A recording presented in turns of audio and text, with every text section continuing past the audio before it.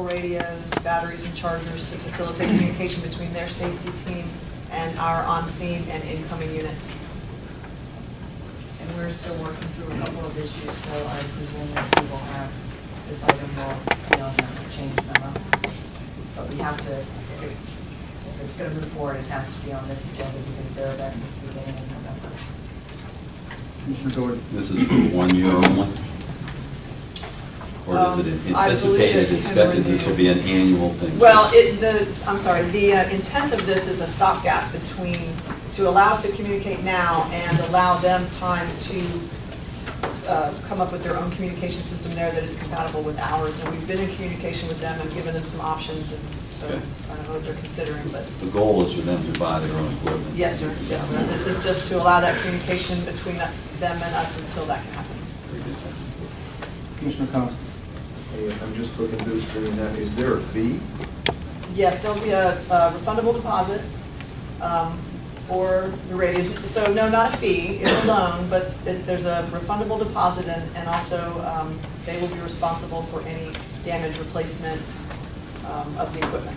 Right, and I understand that it's a good thing, and I think it's important that it adds to your ability to respond quicker and to be communicated with, but you are providing an additional service above and beyond, and does this set a precedent where if 3 or 4 other groups start doing this and all of a sudden we're loaning out equipment for free? I mean, at some point, there needs to be some remuneration, so why aren't we attaching a fee for loan? If this is costing us, and this is something they've requested, or something we're requiring?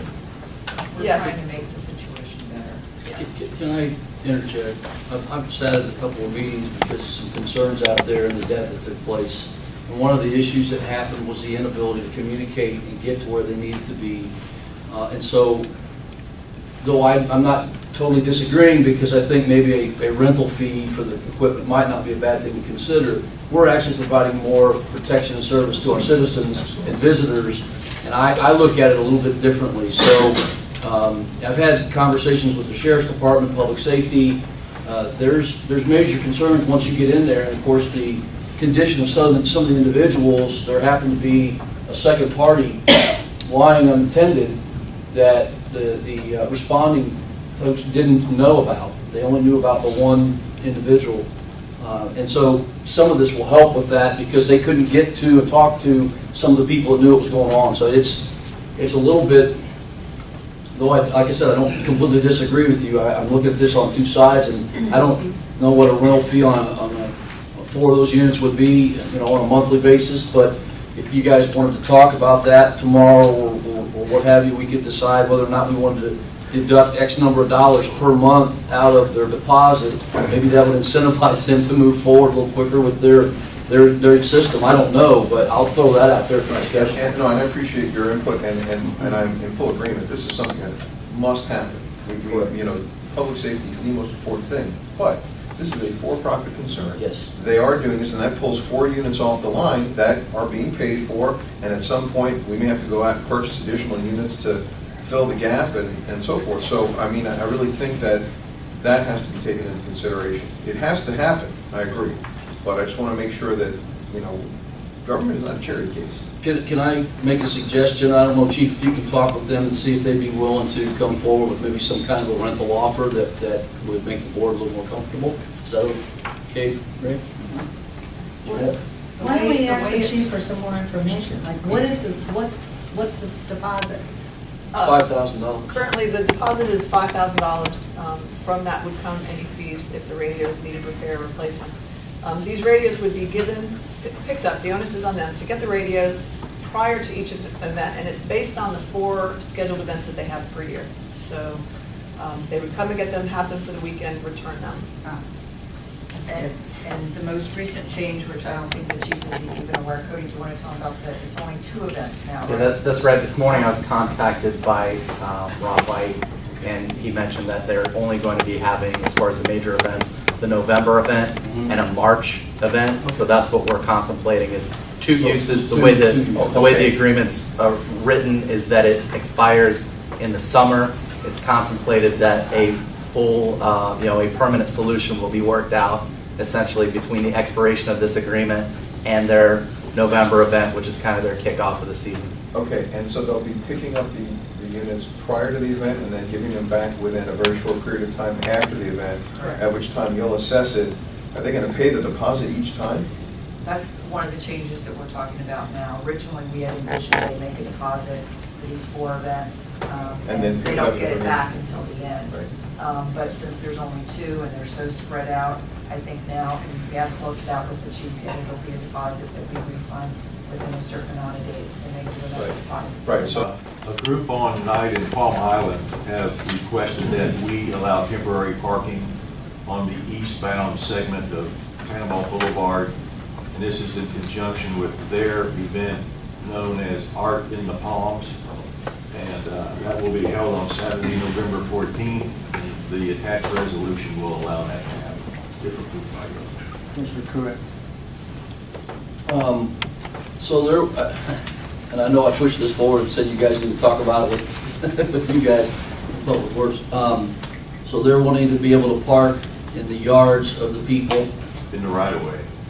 They can park in the right of way, which of course can be on the yards on the southbound, on the south side of the. South side of the eastbound lane. Now, there are some. 'Cause I've already heard complaints from Yeah, too. well, and there are existing no parking signs on the north side of the eastbound segment of Panama. So our plan is just to bag those signs and If we let her do, go. if we do that, can we keep them off the people's yard? Is there's, well, they park to the inside and. well, Okay. it's gonna cost, well, what I can do is I can move the no parking signs that are on the north side to the south side. Let me make a call. In front of the residents. Let me make a call, we'll try to satisfy all if we can. Okay, I mean, I can accommodate whatever you want to do, it's just we need to decide what it is we do want to do. Well, I'll make sure I get with Ray and you beforehand so that we can, because Okay. I'll have to talk about this, I'm sure. For Boxing Productions to host a boxing tournament in June of 2016, 18, and 20. In your packet, it has that agreement that outlines all the responsibilities of what the BCB would be responsible for, as well as Shrewsbury Boxing Productions, both from a logistics and financial standpoint. No questions? Utilities has one item. Good afternoon, Commissioners. We're asking for approval of a resolution authorizing the chairman to execute a sub-agreement or sub-grant agreement with the Florida Department of Economic Opportunity and approve a budget amendment which will allow the funds to be dispersed to the utility operating fund and to Parkside redevelopment fund. This is for the $750,000 community development block grant for the Parkside project.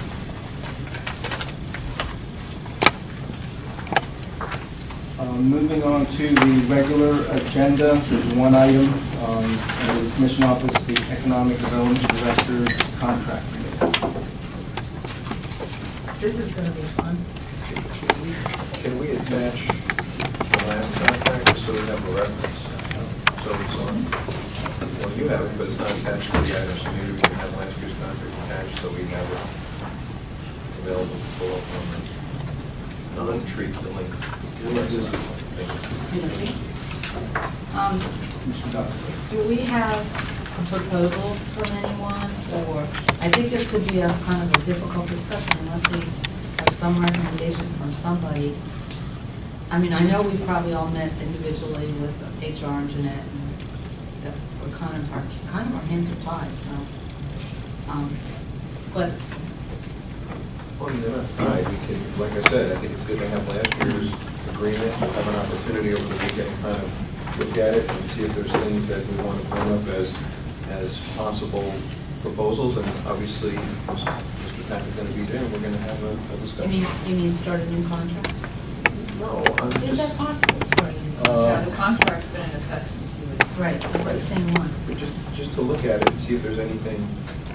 Well, Got Commissioner Deutsch and Commissioner Doherty. Yeah, I think the discussion will work, and I actually have a suggestion I'm going to present on Tuesday.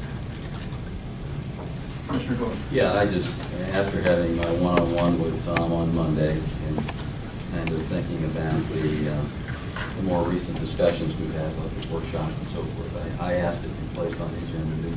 This contract is in mid-February, it's your anniversary date. We are obligated to 90 days prior to that, which would be November 10th, would be our last opportunity as a commission at a regular meeting to formally, decide on some kind of a change or editing or whatever. So that's all. I thought I'd bring it up a meeting earlier just to get the ball rolling. When are we going to have a discussion about the progression plan? Succession, I mean. I would imagine we'll start that tomorrow. Can we talk about that on Tuesday? Workshop. I mean, what if can we include that as part of our discussion?